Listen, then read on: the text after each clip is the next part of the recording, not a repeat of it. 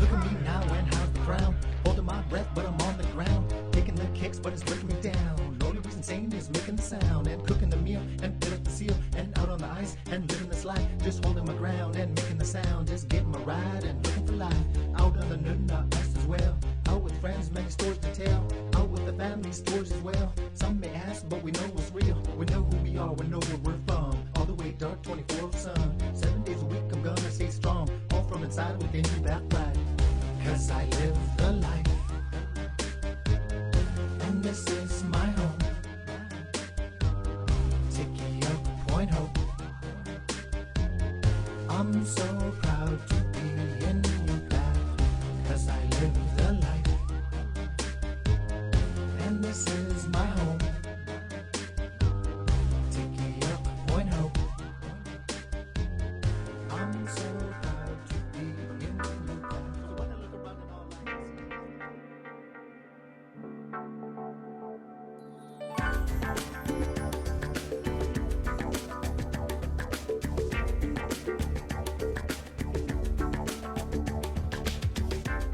For thousands of years, Alaska Native people thrived in one of the harshest yet richest lands in the world, the place we now call Alaska.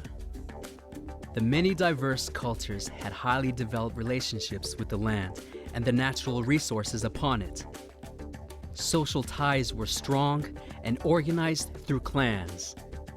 In the clans, there's a self-governance structure built into the clans. And every clan has an extremely defined and very sharp sense of where governance of the people is and where the sacred is. The laws that were given to us by our ancestors, the old people, the traditional laws of how things should be.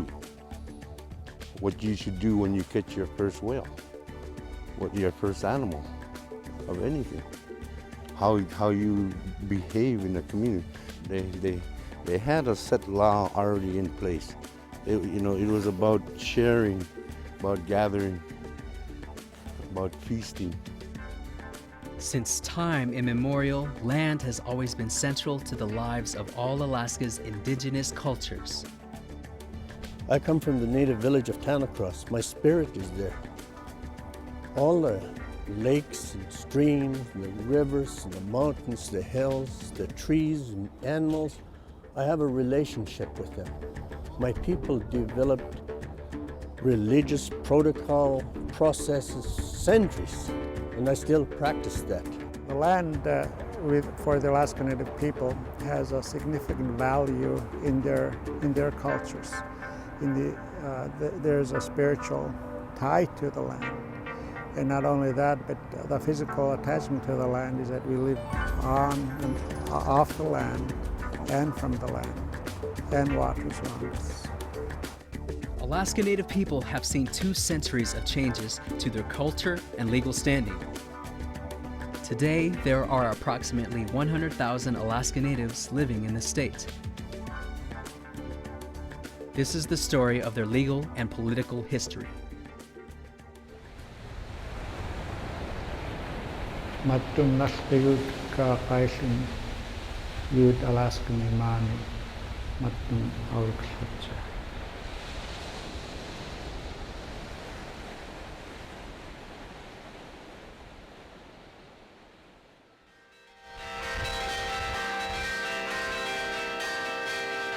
Kasaga te Alaska min kangekusina.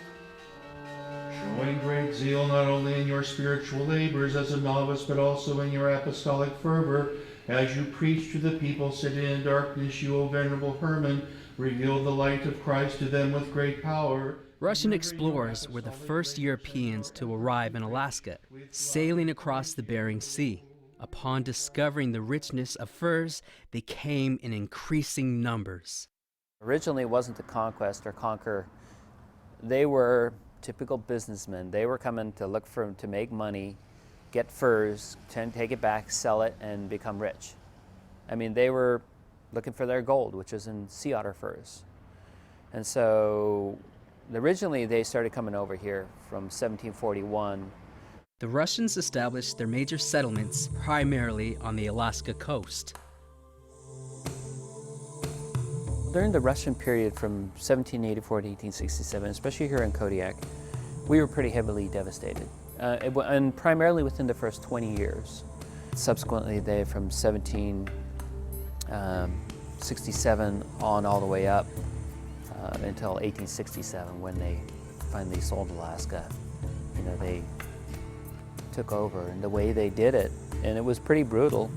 Many died through the introduction of new diseases, and men were forced to hunt for furs, which did not allow them enough time to provide food for their families.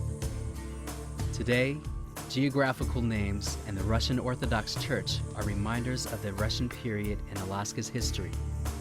When one looks at the history of Alaska, one looks at truly the American native people who were here even before the Russians came.